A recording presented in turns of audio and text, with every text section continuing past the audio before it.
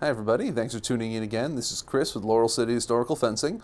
Tonight I wanted to talk a little bit about the Cold Steel Rondel Dagger Trainer. Both a little bit about it, my own review and opinion on it, as well as some modification instruction for you. So this is the Rondell itself. It's very comparable in size to most historic rondels and some replicas that I have and seen in other people's personal collections and things. Overall, I have to say I like the design of this for aesthetic purposes.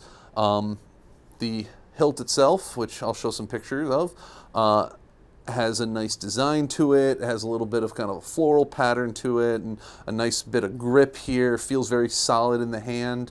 The grip itself is wide enough that there's some extra space here, so if you're wearing hand protection, gloves, steel gauntlets, anything, you can still get a solid grip on this. The blade itself is triangular, so you can actually have a little bit of a sense of edge alignment with this when you're doing some of the schnitt, some of the slicings, compared to some of the, say, like the Purpleheart wooden rondels where it's completely rounded, so it's hard to be it's a little tougher being aware of where your edge is.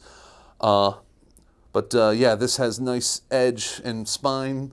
Then at the tip, it's nice and rounded here, so if you're working with a fencing mask, it's not a big deal, but if you're working with any period helmets or anything, this most likely won't go through, say, any breathing or eye slits or anything. I've tested it out on my own great helm and a few different helmets that I have, and honestly, if the ocular on your helmet is wide enough to let something like this through, you shouldn't be doing steel long swords or spear, half sword, poleaxe, anything else anyway with that helmet. That's already a safety hazard in and of itself.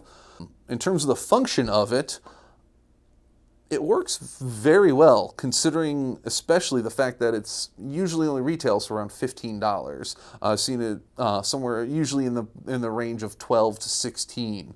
But in terms of the functionality of it, it feels very solid. It's a little lightweight, but not horribly so. But it only gives a little bit of flex out towards the tip. So when it comes to a lot of the actual use of a rondel, when it comes to hooking into an opponent, hooking an opponent's wrist, hooking behind the neck, behind the knee, any of this kind of stuff, there's enough of a solid blade here that it actually will function. At the same time, because out towards the tip as this thins out, it does flex a little bit. If you are placing a thrust, it will give. Enough that, I mean, not so much that it's not going to hurt. You are going to be aware if you're not wearing a jacket or even at least a heavy sweatshirt or something. You're going to be very aware of the fact that this just hit you.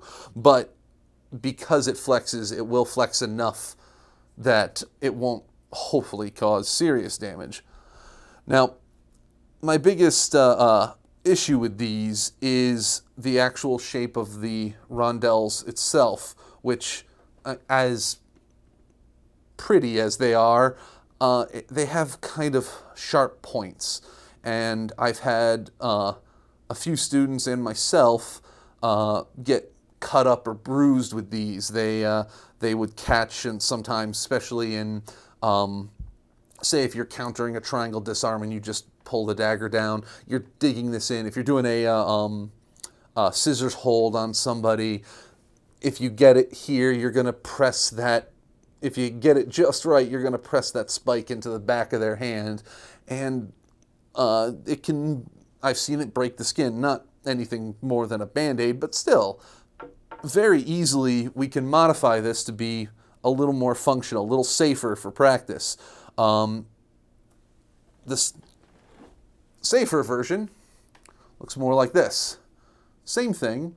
The only difference is what I did was I took this to a belt sander and just smoothed out all those spikes. This feels much better. It makes it a little bit smaller, a little bit lighter, but it's less prone to stab your friend when you're training. So let's look at a little video on how to do that. So I got the belt sander out with I believe an 80 or 100 grit belt, nothing too fancy, and then simply rolled the rondelle, both the pommel and the crossguard rondelle, across the belt sander until everything was relatively even. Only takes a few minutes per dagger, nothing too major. Now once I was done sanding down the spikes, I picked up a utility knife and just smoothed out some of the edges, cut off some of the rubber that was kind of stuck on the side just to clean it up. And here's a little side-by-side of the original from the manufacturer unmodified and my modified version. For the price, again, it's ballpark 15 bucks. You can get them at Purpleheart Armoury, South Coast Swords, or even Amazon has them from time to time. So it's really a no-brainer. Definitely pick some of these up if you're at all interested in dagger, armored, unarmored, whatever. It's a lot of fun. So thanks for watching, everyone. Hopefully we'll see you again soon. Please feel free to like and subscribe the video, share it on social media, all that kind of stuff. We'll also be, hopefully in the very near future, posting a series of videos on HEMA video production. This is a little teaser about what I'm going to be doing, but with my experience in video production, I'm going to make some instructional videos, not just on sword stuff, but on how to film sword stuff, so that if you're interested in making your own HEMA YouTube or Vimeo or any other online videos, just some ideas, some suggestions, and some budget tricks and tips for real basic video production. So thanks again for watching, and we'll see you again real soon.